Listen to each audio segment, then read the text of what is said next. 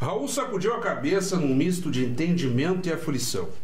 Vou tentar inventar uma história, pensou. Buscaria lembrar das notícias de jornal, às quais pouco prestar atenção. Mas onde acontecera mesmo? Como era o nome da rua? Era ali no Bonfim, não muito longe da própria casa do cônsul? Isso estava nos jornais. Podia dizer que não lembrava a rua ao certo. Isso era possível. Esses são alguns dos trechos da novela 70, reedição recentemente lançada aqui em Caxias do Sul, obra original vencedora do Prêmio Paraná de Literatura 2017 e de autoria do advogado e escritor Henrique Schneider, que nos brinda com a sua presença. Henrique, uma honra tê-lo conosco aqui. Bom, Fábio, na verdade, a honra é minha e uma alegria também participar do Café com Letras, né? Saudando a ti e saudando a todas as pessoas que estão assistindo o programa. Então, aqui pela TV Câmara Caxias, canal 16 da Claronet, também transmissão replicada nas redes sociais, Facebook, YouTube. Henrique, nós temos aqui uma novela pegando exatamente os chamados anos de chumbo, que compreende o período da ditadura militar, mas aqui o período mais forte, o auge, digamos assim, do governo Médici, anos 70, são dias. A novela ela parece muito comprida, mas ela pega um raio de tempo bastante curto, que é ali a véspera da final da Copa do Mundo de 70, da Copa do Mundo de 70, Brasil e Itália. Jogão de bola. Jogão de bola, Brasil ganha de goleada, enfim. E o personagem ele é preso ao acaso, ele é confundido com um guerrilheiro, enfim. Chamava-se, na linguagem dos militares da época, aqueles que não fossem alinhados com o regime eram ditos subversivos. Né? Então é um dito subversivo, enfim. Então ele acabou sendo preso por engano e aí desenrola toda a trama da novela. Nós temos aqui também uma tentativa de sequestro do cônsul norte-americano em Porto Alegre. Então eu gostaria que tu situasses um pouco os fatos reais da época e aí depois nós vamos entrando na parte romanceada, porque tu te baseias em fatos reais para construir uma ficção. Agora sim, uma ficção que tem muito de verdade, porque várias pessoas aconteceram isso de serem presas por engano. Sim. Na verdade, eu costumo brincar que esse livro ele tem um pé na ficção e outro pé na realidade. Exato. Certo? A minha condição de escritor foi a de juntar tudo. Né? Aconteceu a tentativa de sequestro do cônsul norte-americano em Porto Alegre. Certo? Essa tentativa foi efetivamente mal sucedida. Certo? Houve prisões por engano em Porto Alegre, havia centros clandestinos de tortura em Porto Alegre, certo? Quer dizer, houve a final da Copa do Mundo, o Brasil ganhou a final da Copa do Mundo, então todos esses elementos são reais, tudo isso aconteceu, certo? Eu brinquei, eu na verdade busquei juntá-los. É o tal do romance histórico, uma época se falava muito disso, romance histórico. E é um romance histórico, mas ele é um romance histórico não do 1800, mas sim um romance histórico de algo que está muito ainda recente. Claro. Certo? E eu acho que é importante a gente falar sobre esse período tão recente, porque de alguma forma ele está sendo muito esquecido. Muito esquecido. Né? Mas eu queria, na verdade é isso, eu escrevi esse livro, o 70, em princípio por duas razões, na verdade, maiores. Primeiro, justamente pela necessidade da gente falar sobre esse tema, sobre essa história. Quer dizer, esse livro trata sobre a questão da tortura, ou seja, que é impingida a alguém que sequer tinha qualquer envolvimento político. Ou seja, no sentido de que a ditadura, sim, atingiu não só aqueles que estavam vinculados diretamente à oposição, mas também atingiu quem sequer não tinha nenhum envolvimento, como é o caso do Raul, que é um bancário que vai de casa para o trabalho, do trabalho para casa, só gosta de futebol, não tem nenhum envolvimento com política, é confundido com aqueles militantes que tentaram sequestrar um cônsul norte-americano e é preso e torturado para falar aquilo que ele não sabe. Ele não tem a menor ideia do que aconteceu. Certo? O espaço em que se situa a obra é em Porto Alegre. Porto Alegre, e em torno assim como 20 dias. Né? 20 dias tudo acontece. Se quer dar 20 dias, é o tempo, e ele é libertado justamente no domingo pela manhã, quando o Brasil está disputando a final da Copa do Mundo de 70 contra a Itália. Aqui eu tô pegando como colinha aqui a orelha do livro. O 12 de junho é a véspera. O 12 de junho. O 12 de junho... Não, acho que sim, agora não me recordo. Peraí, o ano 70, 12 de junho, Dia dos Namorados. Nessa noite Raul está tristonho. Assim, ele é a véspera da... Não, 12 de junho é quando ele é preso. Quando ele é preso, né? E aí depois disso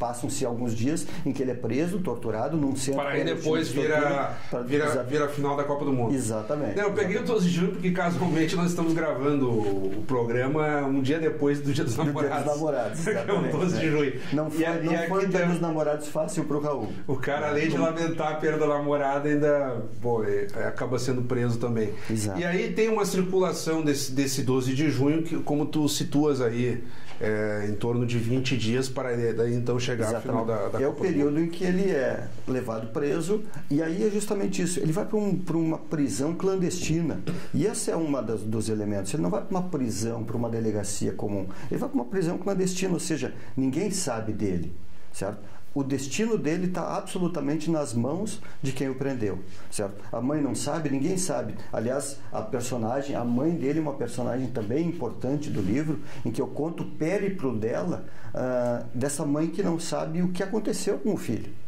Ela não sabe se o filho está vivo, se está morto, e eu conto o périplo dela, indo numa redação de jornal, indo numa delegacia, indo falar com o padre, indo conversar com a vizinha, e todos os capítulos em que a mãe fala são capítulos em que só ela fala. É uma espécie de despejar a sua angústia, despejar o seu medo, despejar o seu desespero, né? Mas eu dizia assim, na verdade, que foram os motivos que me levaram justamente a escrever esse livro. O primeiro é a necessidade que a gente tem de falar sobre esse período, né? Tem o ex-primeiro-ministro inglês, Winston Churchill, dizia que a democracia é o pior de todos os sistemas, com exceção de todos os outros. E é justamente isso, né? Então, nós não podemos a cultura ocidental pressupõe a democracia, né? Exato. É muito difícil pensar diferente. E a gente não pode conceber exatamente um sistema que tenha a tortura como um elemento de sustentação, né? Então, eu escrevi justamente por isso, pela necessidade da gente falar sobre esse tema, e também porque eu vi, assim, por alguma espécie de medo também, quando eu vi assim, uma molecada durante um período agora, em 2014, 2015, naquelas manifestações pelo impeachment, na verdade que eu considero que tenha sido um golpe, as pessoas indo para a rua pedindo a volta de um sistema, dizendo que na ditadura era melhor, pedindo a volta de um sistema em que elas não podem mais ir para a rua. É uma certa confusão entre essas ideias de que era melhor, enfim. Nós discutimos aqui, por um acaso, há 15 dias, uma escritora local, a Maya Fawkes, sim, recentemente eleita, inclusive, patrona da 38ª Feira do Livro de Caxias do Sul. Parabéns, que bom, nossa amiga escritora Maya, que estará aqui em muitas gravações do programa durante a própria Feira do Livro, lá na Praça Dante Alighieri. E ela lançou uma espécie de romance também, recentemente, Já Não Somos os Mesmos. Parafraseando lá a canção do Belchior, pelas deteriorações pessoais, psicológicas, físicas que muitas pessoas sofreram ao longo do regime militar, até pela tortura. Mas algumas pessoas ainda têm a impressão, sobretudo do ponto de vista econômico. Eu lembro do meu falecido pai contando isso, que em dado momento da ditadura parecia que o dinheiro dele valia mais. E a Maia comentava do pai dela no sentido de que havia mais segurança. Então as pessoas pegam alguns pontos, sobretudo aquelas que não sofreram tortura, e de fato, às vezes tem um imaginário a noção de que teria sido melhor mesmo. Daí ia fazer coro para que se estabelecesse um regime militar novamente. Eu acho que é bom ter dinheiro no bolso, é bom ter comida na mesa e ter democracia. Então são é sempre... eu digo assim, que nós temos que tentar ver de onde é que surgem esses apelos, né? Agora chama muito atenção quando os jovens fazem esses apelos, porque se quer vivenciar o que exatamente. estão falando. É que nem eu digo, ir para a rua pedindo a volta de um regime em que não podem mais ir para a rua.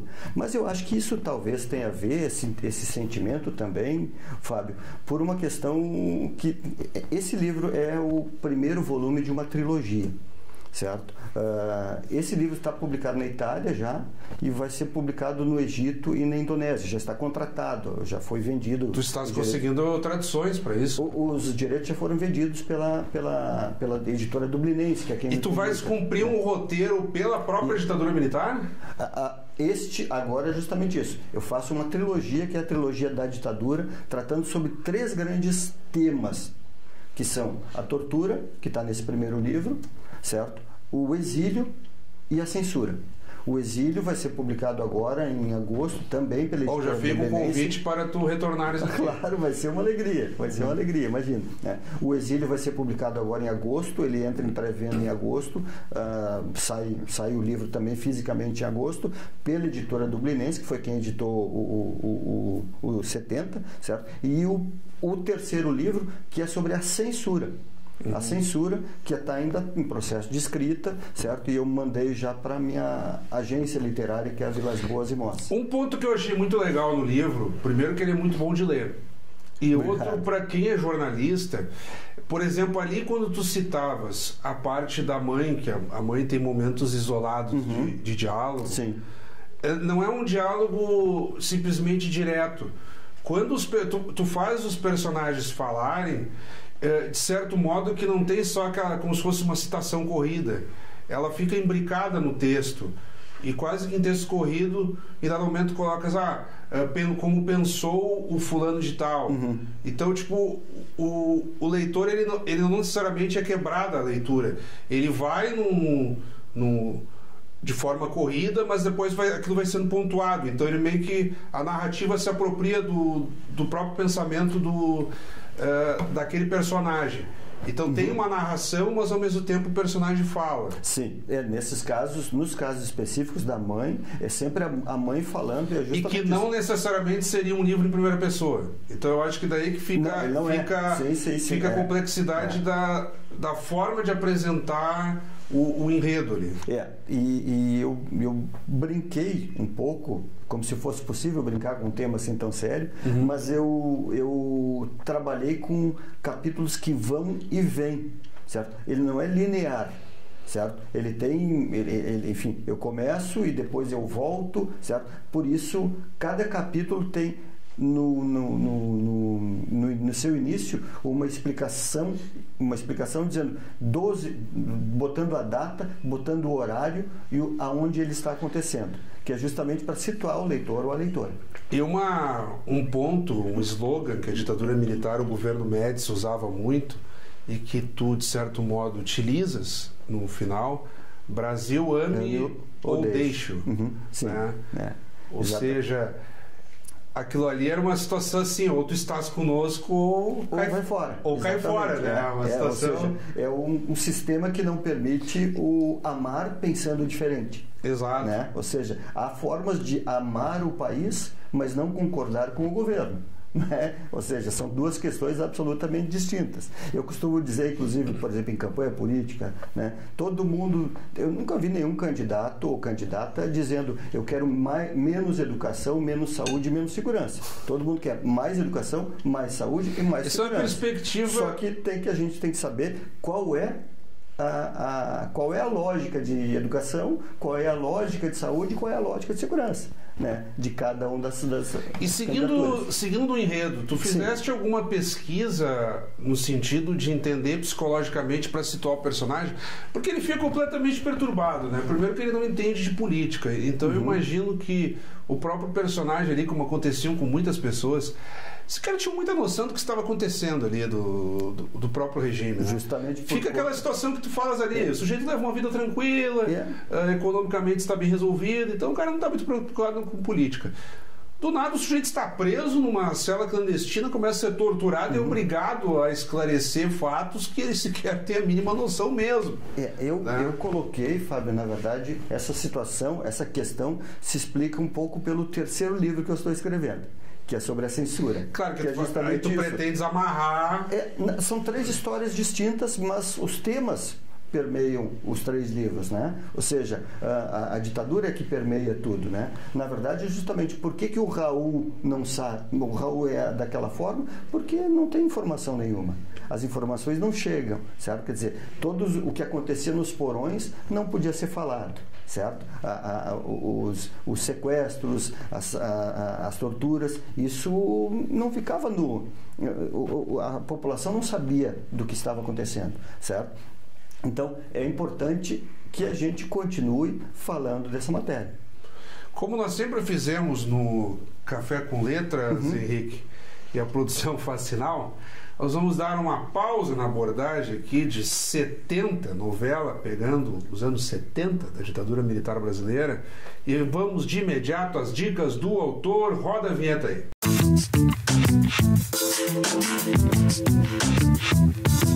As dicas do autor, recebendo aqui o escritor e advogado Henrique Schneider. Henrique, eu vou pedir que de forma breve tu compartilhes com quem está nos acompanhando neste momento dicas de leitura, podem ser clássicos, autores desconhecidos, algo que tu entendas que quem está nos acompanhando neste momento precisa correr atrás e ler também. As dicas estão contigo.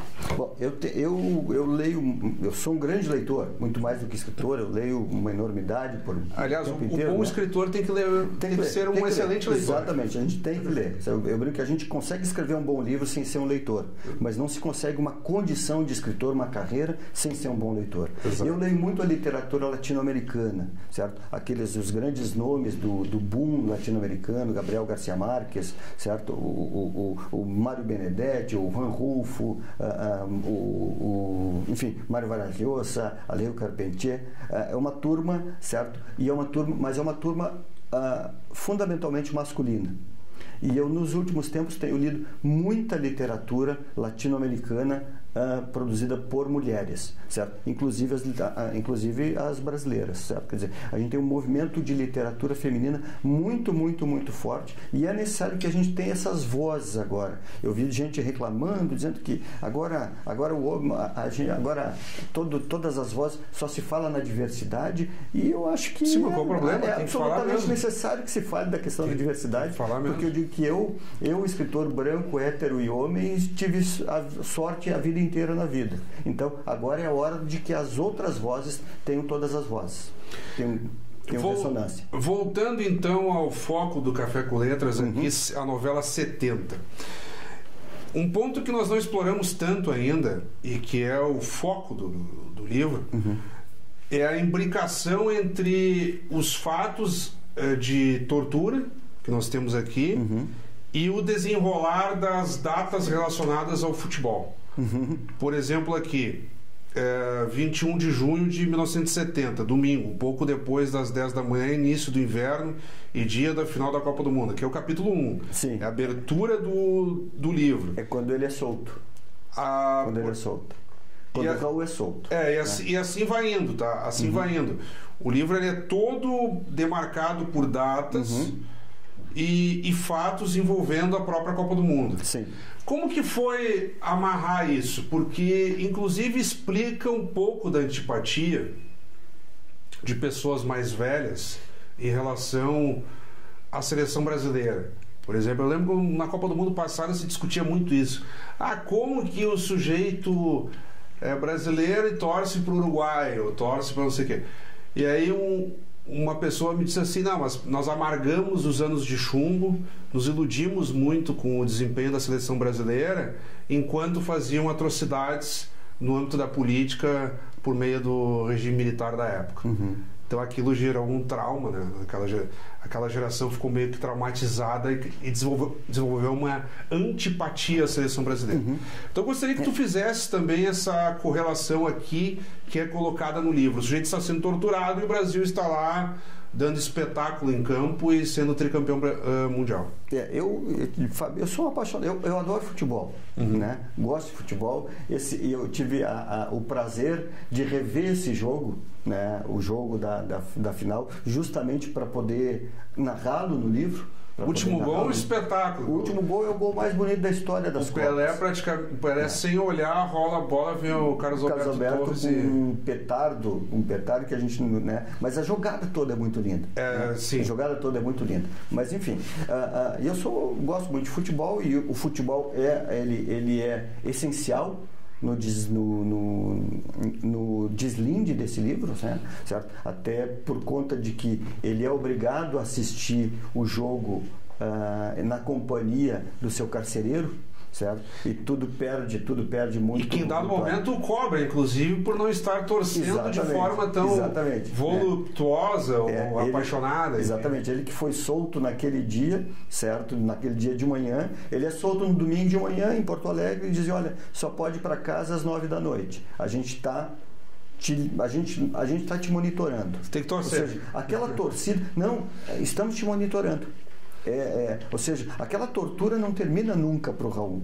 Ou seja, ele sabe que pode acontecer mais alguma coisa porque eles estão monitorando, né? E ele só vai às 9 da noite para casa. E ele não tem coragem de ir antes. Ele não tem coragem de descumprir aquela ordem. Então ele vai para um bar, para uma lanchonete para assistir o jogo, certo? Ainda em preto e branco, certo? E aí entra daqui a pouco o carcereiro, certo? E eles assistem o jogo juntos, claro, e ele é óbvio que sem nenhuma possibilidade de torcer, até porque ainda está machucado não só fisicamente, como também psicologicamente, e é cobrado então que ele torça daquela forma que todo mundo seja mais veemente. Seja mais veemente, justamente. E como ele não torce, o carcereiro diz assim, esse cara tem coisa para nos contar. Ele precisa ser melhor monitorado. De repente, talvez até vai ser preso novamente, né? E aí, aí saberemos pelos próximos...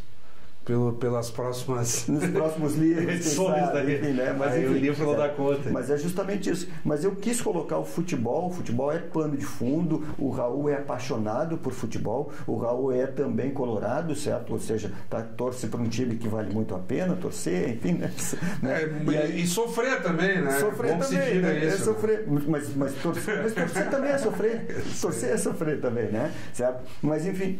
Eu achei que este vínculo, até porque é isso, eu torço para a seleção brasileira, a gente sempre torce, né? Mas efetivamente o futebol foi utilizado pela ditadura, eu me recordo que... Como uma forma até de desvirtuar um pouco, né? De desviar. Tirar o foco, na verdade. Desvirtuar, a gente tem, por exemplo, o caso... Tira o foco da política e deixa no entretenimento. O caso de 70, em que o Brasil vai para a Copa sendo treinado por Mário Jorge Lobo Zagallo. Justamente porque um tempinho antes, certo? Foi demitido o técnico de seleção brasileira, que era o João Saldanha, que era comunista histórico, né? Enfim. O João Saldanha é jornalista. Jornalista também. Crítico, né? E o João Saldanha, por quê? Porque havia uma interferência do presidente Médici dizendo que tinha que escalar o Darío, que o Darío tinha que ser convocado, né? E o Saldanha disse, olha, o presidente escala seus ministros, eu escalo a minha seleção. Certo? E aí ele foi demitido. E o Zagallo assume então a condição de técnico da Copa do Mundo de 70. Então existia sim essa... Mas ainda assim claro, o Darío não joga. O Darío chega a ser convocado? Não, em 70 não. Não, 70, né? Não. Eu não lembro também. Sim, né? Depois brilhou, né, brilhou no Esporte Clube Internacional, parando no ar para cabecear. Sim, ele veio para cá com uma idade avançada, mas ainda assim... E dizer que só tinha dois animais que conseguiam parar no ar, né? Ele e o Beija-Flor. Enfim, né?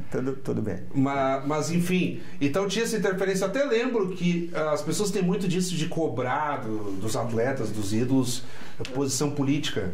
O Médici ligava regularmente para o Rivelino na Copa de 70. tem um relato desse, ele ligava para os atletas e batia papo. Mas muitos diziam, pô, o presidente ligava para nós, batia papo, enfim. E eu não estava muito preocupado mesmo com a política, o nosso foco era jogar o futebol. Então, às vezes, tem muito disso, de cobrar do atleta né, um posicionamento político. Alguns têm, outros não. Eu lembro que uma entrevista, se não me engano, para o jornalista Pedro Bial, o Rivelino falava, olha, batia papo com o presidente, mas jogava minha bola lá. Sim, ele queria saber se nós estávamos nos preparando mesmo. Enfim, então. Na verdade é isso. Eu achei que era necessário colocar o futebol dentro deste livro, porque justamente ele chama 70, porque o 70, além de ser um dos anos mais sombrios da época da ditadura militar, o governo Médici foi o governo mais duro, certo? Em 70 ele é simbólico para a gente por conta justamente do E tu pretendes continuar nessa pegada do futebol, fazendo essa correlação com o futebol? Não, os próximos 2 livros não têm essa pegada, né? Quer dizer, um fala sobre justamente a viagem de um militante em direção ao exílio, ou seja, sai de Porto Alegre e vai até Melo, no Uruguai, onde ele vai ser entregue para companheiros, certo? Quer dizer, e eu conto a tensão dessa viagem. E o outro livro, que é sobre a questão da censura, é um grupo de teatro em Porto Alegre, certo? Todos os livros têm Porto Alegre como um pano de fundo, ainda que eu seja de Novo Hamburgo. O ambiente. Né? O ambiente, sim. E outro livro é de uma peça de teatro que é censurada na última hora, justamente, e o grupo decide fazer uma apresentação clandestina dessa peça. Né? Bem, Henrique, quero te agradecer imensamente. Olha, tive uma grata surpresa, não te conhecia, gostei muito de ler o livro mesmo. Obrigado. Já ficamos curiosos aí pela sequência da trilogia, tu já estás convidado, inclusive nos mande aí, até antes do lançamento já. Para divulgarmos aqui, já perfeito, claro, consideramos aqui o Café com Letras como a divulgação de pré-lançamento, de repente. Sabe, Fábio, que eu moro em Novo Hamburgo, mas eu sou advogado de diversas entidades sindicais. Sim. E o meu escritório assessora os sindicatos bancários de Caxias. Olha aí, já histórico sindicato anos, local. Hein? Já há mais de 15 anos. Então a gente está sempre por aqui. Então eu já sou meio caxiense também, né? Está convidado aí. Vai ser uma alegria. Tens meio minuto, um pouquinho mais aí para tuas últimas considerações. Quando o entrevistado é bom, o tempo voa. Então, para tocar num ponto ainda que não tenhamos abordado, mas acredito que cumprimos aqui mal ou bem essa passeada de contextualização histórica e detalhes do enredo, até para dar, digamos assim, breves provocações para aquele leitor que ainda não teve contato com a obra ir atrás. Na verdade é isso, assim, porque eu falo do 70, mas o 70 eu tenho o 70 como integrante de uma trilogia, certo? E houve uma necessidade, está havendo uma necessidade minha muito grande de fazer uma pesquisa muito forte do livro, pros livros, justamente para que a verdade aumente, porque eu consigo embasar os meus livros em fatos. Então, efetivamente, o que está ali é ficção. O que vai estar nos outros livros também é ficção, mas tudo de alguma forma aconteceu. O que o escritor precisa fazer é justamente colocar elementos ficcionais naquilo que efetivamente aconteceu. Mais uma vez, muito obrigado. Uma alegria, uma alegria. Acabamos de conversar então com o advogado e escritor Henrique Schneider, ele que é autor aqui da novela 70, reedição recentemente lançada aqui em Caxias do Sul e pauta do Café com Letras desta semana. Como sempre, também convidamos a todos que continuem acompanhando a nossa programação. Até o nosso próximo encontro.